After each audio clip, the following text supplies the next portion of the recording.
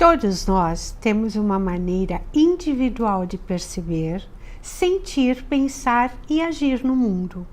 Uma forma única de ser, uma identidade. Isso constitui a nossa personalidade. Essa maneira de se comportar, de se relacionar com a vida e com as pessoas. Quando essa forma individual de ser e se comportar é rígida, inflexível, persistente e mal adaptativa, levando a sofrimentos e prejudicando o bom andamento da vida de uma pessoa, nós podemos falar em transtorno de personalidade. Os sinais de transtorno de personalidade, eles ficam mais visíveis a partir da adolescência ou início da vida adulta, pois dependem do desenvolvimento dos traços de personalidade. Mas, ao observador mais atento, ele pode reconhecer algumas características desde a infância. Dentre os 10 tipos de transtornos, está o transtorno de personalidade borderline, esse que nós vamos falar hoje. Borderline significa no limite, fronteiriço. O transtorno recebeu esse nome porque, quando foi reconhecido, os pesquisadores perceberam que os pacientes não se encaixavam nem em personalidades neuróticas e nem em personalidades psicóticas. Eles ficavam ali na fronteira entre um e outro. A personalidade borderline tende a ser mais desorganizada, muito impulsiva, drástica e imatura, principalmente sob situações de estresse. O transtorno borderline é um distúrbio caracterizado por grande instabilidade de humor e comportamentos que impactam negativamente na vida e nos relacionamentos dos seus portadores. Pessoas com transtorno borderline tendem a sofrer grande instabilidade emocional e afetiva, sentimentos extremos e muito intensos de raiva, tristeza, ansiedade, angústia. São pessoas hipersensíveis, aquelas que funcionam à base de 8 ou 800, do tudo ou nada. Como sofrem um medo aterrorizante de serem abandonadas, se tornam hipervigilantes nos relacionamentos, muitas vezes até se esquivando deles. Estão sempre procurando pistas se estão sendo traídas ou se estão desagradando e correndo o risco do outro ir embora. O medo da solidão é sentido de uma forma muito intensa e angustiante por essas pessoas.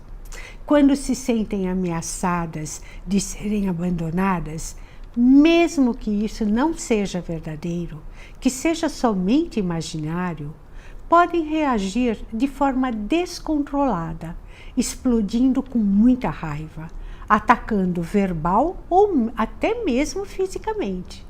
Ou então se humilhando, implorando para que isso não aconteça. Os borders sentem um vazio interior tão grande, um buraco negro tão imenso dentro de si, que qualquer ameaça de serem abandonados é sentido por eles como uma morte. O desespero toma conta, impede qualquer conduta racional. Eles esperam que o outro traga para eles o que eles não conseguem fazer por si mesmos, ou seja, ter aprovação, autoestima, propósito para viver, senso do seu valor e pertencimento. Então ficam oscilando entre idealização e desvalorização de si mesmos e dos outros nos seus relacionamentos. Horas a pessoa é a melhor do mundo, uma pessoa perfeita, quando está satisfazendo as suas expectativas. E horas é a pior, a mais execrável das criaturas, quando se vêem diante de uma frustração. Borders não se relacionam bem com limites ou frustrações, pois interpretam como algo contra eles, como um sinal de desamor, de desatenção, e que estão sendo preteridos. Isso pode acontecer em todos os seus relacionamentos. parentes, amigos, companheiros afetivos, etc. Então, relacionar-se com borderlines é muito difícil e complicado. As pessoas que convivem se sentem exaustas, muito exigidas, com medo das reações intempestivas, literalmente pisando em ovos. Por esse motivo, se afastam e, com isso, elas realizam o que os borders mais têm medo: serem abandonados, ficarem sozinhos. Como são muito inseguros, borders mudam com frequência a imagem que têm de si mesmos, dependendo dos resultados atuais das suas vidas. Se estão vivendo um período de sucesso, sentem-se bem. Mas se o fracasso ou decepção em qualquer situação se faz presente, sentem-se péssimos, esquecidos pela sorte, sem saída, entram em depressão e podem até mesmo atentar contra suas vidas. As oscilações de humor frequentes e intensas fazem parte desse quadro. As crises de ciúme intensas e descontroladas podem acontecer diante de pequenos acontecimentos reais ou até mesmo imaginários. O mundo interno dos borders é caótico e instável, mas eles vivem isso como se fossem impotentes para mudar a si e a sua vida. O que não é verdadeiro. Eles esperam que a solução para as suas vidas venha de fora. É importante a gente lembrar que as dores e os sofrimentos fazem parte da nossa existência. Mas o que diferencia uma pessoa bem adaptada de uma não adaptada é a forma com que ela lida com o que sente. As dores podem ser usadas como fonte de crescimento. Caso a pessoa se proponha a sair da dor, melhor do que entrou, tendo crescido um pouquinho. Dá trabalho? Sim, mas é possível, inclusive para os que sofrem com esse transtorno. Borders necessitam de psicoterapia para ressignificarem suas crenças e valores, para suportarem de forma mais construtiva as frustrações e os limites que a vida nos impõe, aumentando assim a sua resiliência diante de dores e fracassos, mas também aumentando a sua capacidade de suportar e conviver com o êxito, coisa que também é difícil para eles. Muitas vezes eles se boicotam um pouco antes de atingirem o sucesso, como, por exemplo, pedir demissão quando estão chegando perto de uma promoção, ou interromper um curso um pouco antes da sua conclusão. Muitas vezes necessitarão também de apoio psiquiátrico e medicamentoso, pois podem chegar a ter alguns sintomas psicóticos, como delírios persecutórios, crises intensas de ansiedades e de depressão. A medicação auxilia também na estabilização do humor, tornando as oscilações de humor menos intensas e frequentes. A sensação de vazio pode levar a comportamentos autodestrutivos, como automutilação, cortar-se, arrancar cabelos, ou abuso de álcool e drogas, transtornos alimentares, busca por sexo inseguro e até tentativas de suicídio.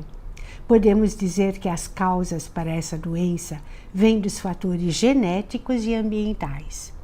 Pessoas com histórico de familiares com transtorno de personalidade borderline podem ter chances maiores de desenvolver a doença, mas os fatores ambientais também falam alto nesses quadros. Vivências de muitos conflitos em casa, negligência ou desamparo por parte dos pais para com as crianças, eventos estressantes na infância, traumas, abusos físicos, psicológicos ou sexuais, são fatores ambientais que podem contribuir e muito para o desencadear da doença. Também outro fator que eu considero muito importante é o que está sendo ensinado para uma criança. É fundamental ensiná-las desde cedo a compreender, regular e expressar as suas emoções de forma mais adequada.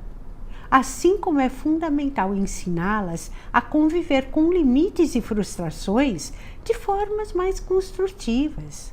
Crianças superprotegidas, muito mimadas e cujas vontades sempre são atendidas, vão ter mais chances de desenvolver transtornos de personalidade quando necessitarem dessas habilidades nas suas vidas.